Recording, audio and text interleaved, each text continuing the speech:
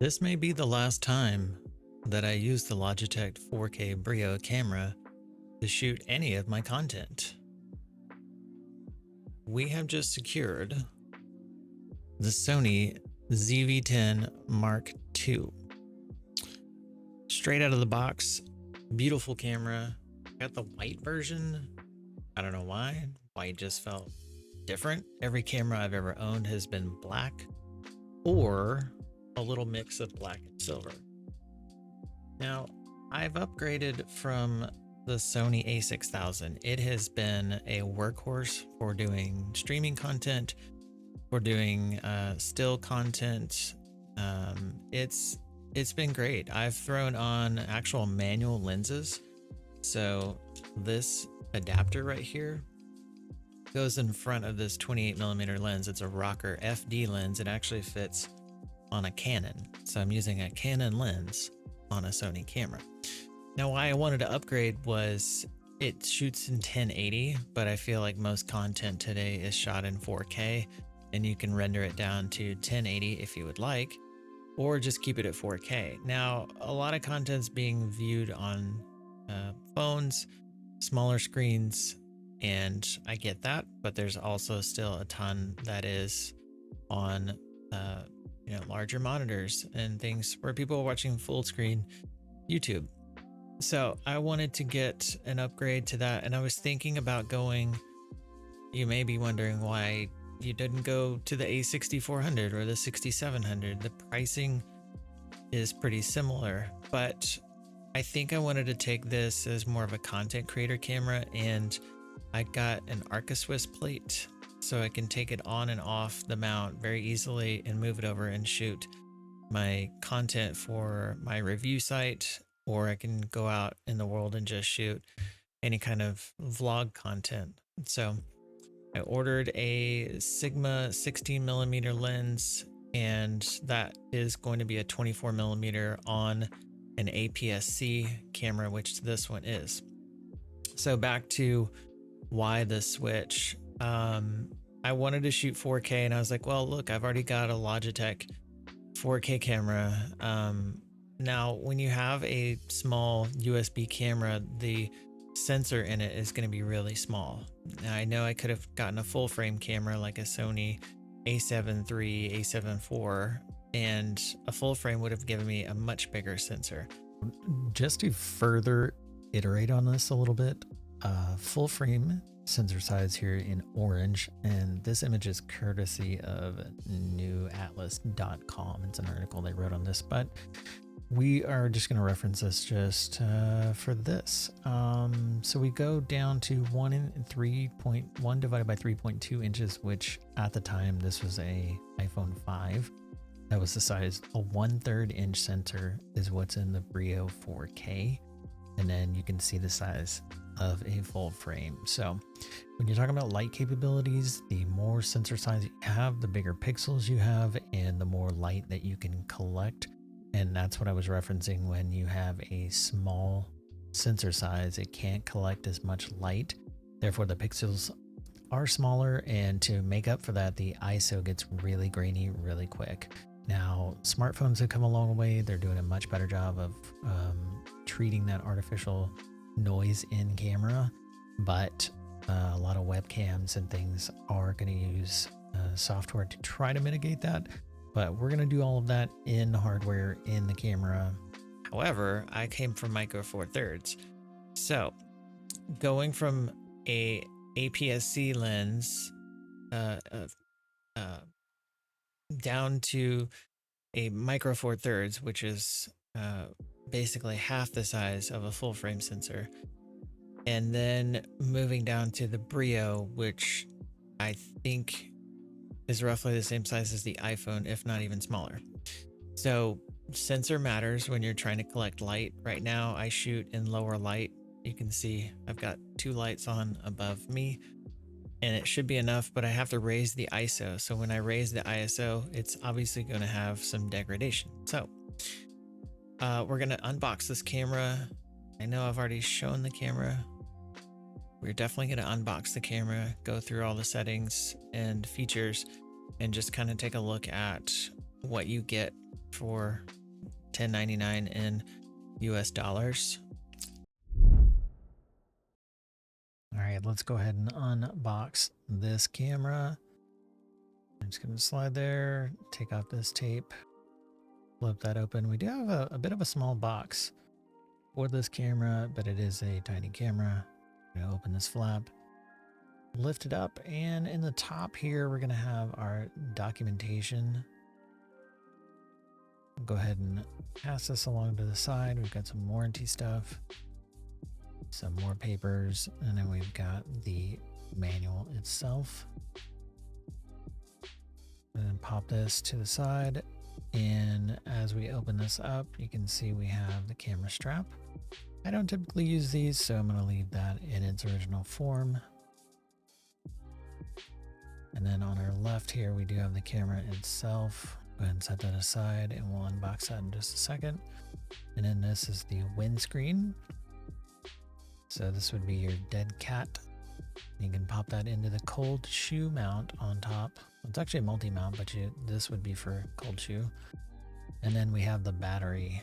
You're given one battery. You're given no cables, no chargers. Simply just one battery. And we'll pop that in just a minute. A decently chunky size battery compared to the A6000 that I have. So here we are. If we open up the camera, we got the body here, the nice white with the gray cap. Flip this around. We do have some still images that we will show some more details. We'll pop the battery into there and close that door. And then we can fire this guy on. This is the HDMI port. And up top we have the USB-C and the monitoring or the audio port microphone in. And then we have the toggle switch for zoom in and zoom out for your power lenses. I'm gonna go ahead and select English and go through here and do some setup. We'll do that later. This is an E-mount camera, so there's the lens cap off. You can see that APS-C sensor inside. And that's it for that. Let's look at the detailed pictures. Now this is the front. And we've got the top side view. You can see that multi-shoe mount and the microphone. We have the SD door open there. And then we've got the HDMI. You can see the close-up of that. And then up top, we've got the on-off and the toggle for zoom. And then we've got the audio and the USB-C. There's the battery door there. And then the top mount, you can see the dead cat attached. And then overhead, you can see the articulating screen. And then here we go. We've got the 50mm mounted on top. And then the top view of the microphone and the modes. So here we're on Sony's website, and this is the camera. And like I said, it's $10.99. I got this from Best Buy. Same price, but I had rewards, so go me. But I got the body only because I have the kit lens from the original purchase of the A6000, and that lens still works. So I'm going to try to use that for right now, but it is a power zoom lens, and I'm not a big fan of power zoom lenses. They tend to not work very well for video content, so I'm going to swap that out for a prime. Here is the camera in black, and here it is in white. The bezel around the entire camera is all white. It's really cool actually, and I would be stoked if I could find a few more lenses in the range that I want that were white as well. Maybe I could get skins so that way the entire thing is white. It's just different. I have so much camera gear, and it all sits in a drawer, and I can't tell what's what. They all look the same. It's just all a bunch of black barrel lenses sitting in a box. So this is a closer look, and I do have some of my own shots that I shot of this camera with my other Panasonic, and so I'll post those throughout the video. But The full articulating screen has the same problem as the A6000, which did not even have an articulating screen, but it will not go around the camera all the way. You can see in this picture that it looks like it does, and it does articulate. However, it's got a small, like 3 degrees where it won't fully go around the camera. And I've seen that problem in several different types and manufacturers, not just Sony. Back display is nice. The microphone, I've got a video that will show what the audio sounds like coming from this camera, and it's just the first video that I shot with it. So we'll show that, and then I've got some more content that we're shooting with it out in the wild. We'll shoot some stills as well and kind of do some testing on, I want to test audio, video, and stills with this camera to see. I can tell you before I show you, the first image that I did as selfie, the eye tracking phenomenal, but the eye sharpness, I was just using kind of like a kit 50mm OSS 1.8 lens. It is Sony branded. It's the phenomenal lens for as cheap and light as it is. I mean, it feels like a plastic toy, but it shoots amazing images. But the processing on my eye felt like I was shooting a full frame or even a medium format. The level of detail when I zoomed in on this was, I mean, it was scary. I did not want to see my eyes that close up and that sharp. So I'll show those as well. Now, if we go through here, we can kind of see some of the items about this camera. It does have a creative mode, which makes it really easy to shoot. I'm going to put it in manual mode because I'll have it up for YouTube and stream and things. But the real-time autofocus for humans, birds, and animals, we're going to test as much of that as we can. 26 megapixel APS-C CMOS with a Bionz XR processor. Bionz is like their newest, buzzword processor. So, let's see, 3-inch flip out variable LCD, very super handy. We can actually see that. So the A6000 just does this. If you're shooting video, not very handy. I'll actually go full screen so you can see this. So if you're shooting video, obviously you want it to be a fully articulated screen like this. And you can see that it goes all the way out, but what I'm talking about is, like, if you can see that gap right there, I can bend it. There's a little bit of a gap right there, and that drives me absolutely bonkers, and I don't know why I shouldn't care. Another thing that drives me bonkers is you turn the camera on and off with this little switch, which is fine, but it feels like off should be here and on should be up here. So like this should be off and that should be on, but instead it's backwards. So you push it up to turn it off. And then right here you've got a zoom in, zoom out, which is weird because this lens is a fixed lens, but it will zoom in and zoom out digitally on this lens. So kind of cool actually, but I've never seen a camera do that with a fixed lens. Let's go back to the screen here. Okay, so this is really small, so let me just kind of make these bigger so we can go through here.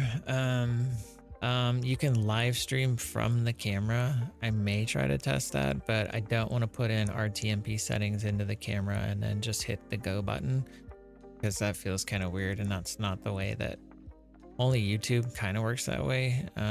You can do that with like Twitch and others, but I'm not really going to test that on here. So interval shooting, we can do time lapse, autofocus transition speeds. That is like if you want the camera to not change subjects very fast, you can set that to be a very slow change speed, or you can change it really fast if you're shooting like football and you want to make sure that something's, you're constantly moving the camera and you want to focus, you can make it faster. If you're tracking one player, you want to make that really slow. Also, I wouldn't use this for, it's 11 frames per second, but I doubt that it's good for sports. So we shall see. 5 gigahertz Wi-Fi. It can connect via Wi-Fi to do streaming. Again, streaming over Wi-Fi, not the greatest. And then the Creator app, you can actually save the images to your phone. You get 25 gigs for free. You can send that up to the cloud, and then you can edit that from wherever you would like. So that is, some of the feature list on here. And now we can actually go through some footage that we've shot. All right, guys, so here's the footage in 4K. This is the Elgato 4K Cam Link, which is hooked up now to the Sony ZV-E10 MK II. This is about as good as it's going to get right here. So we've got, I've even increased my canvas in Meld to capture it at 4K. So this is full screen content. It looks incredibly sharp. Very happy with that.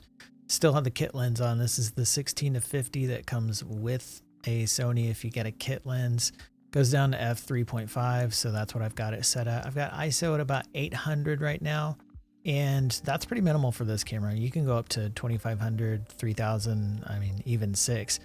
And you won't really see a whole ton of grain. With the Logitech Brio, I was seeing a ton of grain at like 300, but that was artificial. It was in the Logitech software, so I'm not really sure how to treat those numbers. This is in camera, and it's based on actual ISO standards, so we know any bump in this is going to change it by, like a third of a stop. So it's looking great so far. I'm going to do some real world kind of vlogging tests next, see how the IBIS, like the body stabilization, does. I have a lens on here that does not have stabilization, so we'll see if it's good for vlogging and general content like that, or if we need a gimbal or something else as we go mobile. Side note, yesterday was overheating a ton. Yes, it's taken multiple days to film all of this content. Been rearranging my my room a little bit. I've also just went back to my old microphone. So yeah, lots of things change every day. I'm doing a little feng shui. I'm also a little OCD and maybe a little crazy, but we'll see. So I have since moved the footage down to 4K 30 frames per second instead of 60. And I've had it on for about 3 or 4 hours now on a dummy battery, and it hasn't overheated since. I did buy a small fan that you can plug into the back. It doesn't actually plug into the camera. It plugs in via USB-C externally, but you can mount it to where your camera LCD would flip back in, and it's supposed to keep the camera pretty cool. So that's just an update on overheating. I was very disappointed about to send it back, but I don't need to record in 4K 30, or I don't need to stream in 4K 30. So we're just going to keep, or in 4K 60, excuse me. We are going to keep it in 4K 30 if it keeps the heat down enough for where it doesn't shut the camera off. So let's go check out some around the house, maybe outside footage, and we'll be using a bit of mix of the onboard microphone as well as a microphone that is external. Now we're moving on to shoot some content around the house. I've just got it handheld, and we're still using the microphone that's on the camera. So we got, oh, the dog's letting me go. We've got auto ISO on. We're shooting at 4K 30. This is the kit lens, and it's sitting in around 16 millimeters. So behave. So we're just going to shoot a little bit of content. The dogs are trying to eat the camera. I know, don't eat the camera. Don't eat the camera. Okay. Come on, babies. Come on. Let's go. So I'm doing this handheld.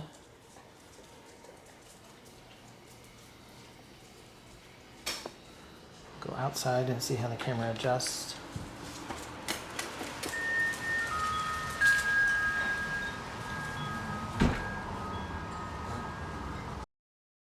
So here I noticed that when I went outside and transitioned that I was actually in manual mode and I didn't adjust for that. So I thought it was still in the automatic shooting mode.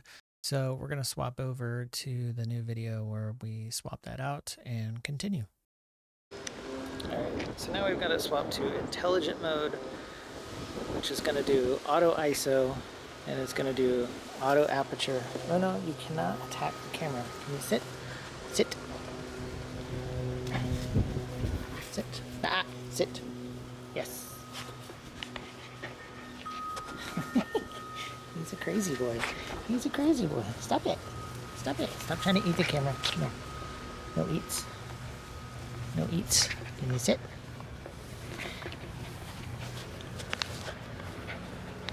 Let's say pretty good for an action camera.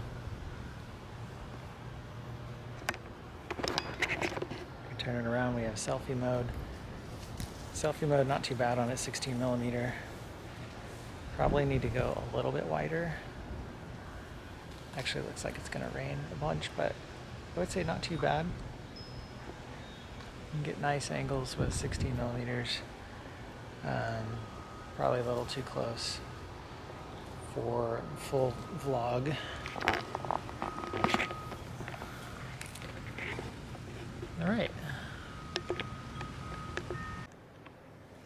All right, so now we got the camera on like a selfie stick. This is a really bad one. I think it's made for cell phones, but if we have the 16mm and we get this out at arm's length, which is about here, that's not too bad. If you want to do closer up content, you can move it, in a little bit, but with this one, this is a very wobbly selfie stick sort of thing. So I wouldn't recommend this one, but it seems like the camera is actually holding up fairly well from that. But you can walk where you are, do content. The camera is so light that makes this very easy. I have this on manual mode. We're shooting in f3.5. It's at 1/60th, but the ISO is auto. All right, if we take a look at some of these photos on here that we just took with the Sony ZV, this one was just in the studio upstairs, and I know it's a crazy zoom of my eyes, but this is the 50mm 1.8 lens at 1.8 and at 3/20th of a second, but the amount of details around the eyes is pretty incredible for a handheld that is not a flash. Here is Zoe just out in the full sun. This is f3.5 on the kit lens, 1/1600th. And then we've got a few of Brownie and Uno. There's Brownie, there's Uno. Just some fun shots with the kit lens. The stills are really good with this. It's such a light camera, so easy to handhold. You get great freezing action even at f3.5, but it is, full daylight sun outside. The ISO on these is about 200. There you go. So the dogs are just being super cute. Feel like I'm doing a slideshow of my family, but here's some. We have some bees and some wildlife on our plants outside. So just got a few snaps of that. But really impressed even at this one at ISO. Oh, this one's ISO 200. Even when the ISO goes up a little bit up to 800 and 1000, and the photos look really good. They're really nice when you zoom in. So impressed with these stills so far, as well as the video for this camera.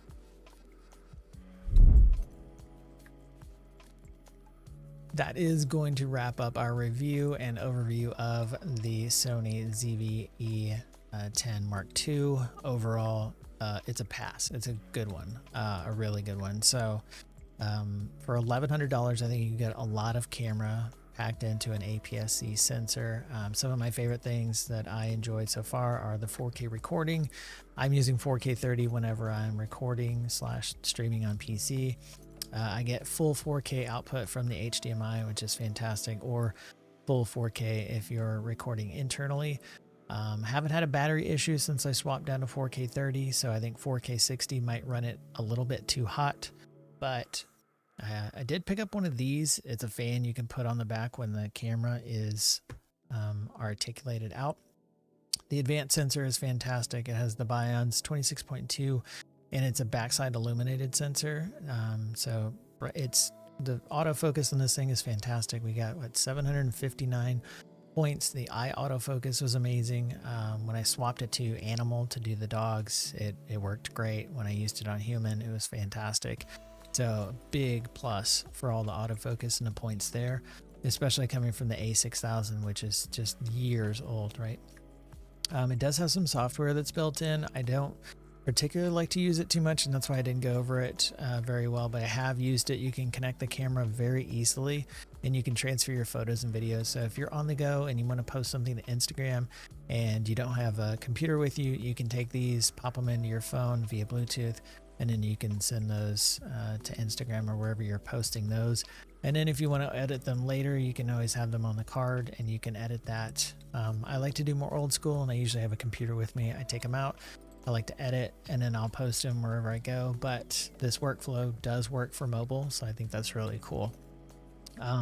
The audio was pretty good. You can set the audio to be front facing. So if you're in front of the camera, you can have the directional mic point that way.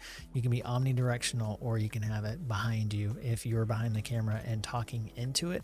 So that should help you if you're trying to just capture audio from there. For me, I'm probably going to be plugging in either lavalier mics or separate like wireless mics that clip on, and potentially maybe getting a Rode mic that plugs into the hot shoe as well. I always found external audio to be way better than any kind of internal audio. Doesn't matter what camera that you're using. Things that I would love to have, again, provide a battery charger. There was room in the box. I really don't think it's that big of a deal to provide that. You can charge it via USB, and I get it that most people will have that, but honestly, if I'm on the go and I want to buy extra batteries and put them in the charger and have one in the camera and one charging on the side, now I got to buy that separately. I think for $1,100, they probably could have included that. In-body image stabilization is, I mean, it's light and it is pretty stable, but you could see from my videos, I could have definitely benefited from having IBIS on the camera, like 5-axis stabilization would have been fantastic. If you get a gimbal, you can offset that, not a big deal. If I had a less shaky selfie stick, I'm sure I would be better at that as well. Other than that, I couldn't find a lot of other things that really bugged me about it. The menu, the UI, everything is very similar to the A6000 that I came from, so I had no problems finding the settings that I needed to get shooting. And I think the intelligent auto does a really good job of trying to get you the best looking photo, meaning and video, trying to get you down to a good f-stop where you got most things in focus, also everything looking well lit and well metered. So I would recommend this camera. I think it's great. I think the price point is about right on. It's a little bit higher than the A6700. However, I think the sensor and the autofocus itself, which is what I was looking for, are definitely going to be worth it. And I'm glad I picked it up. So I'll see you out there in the field, and just keep shooting.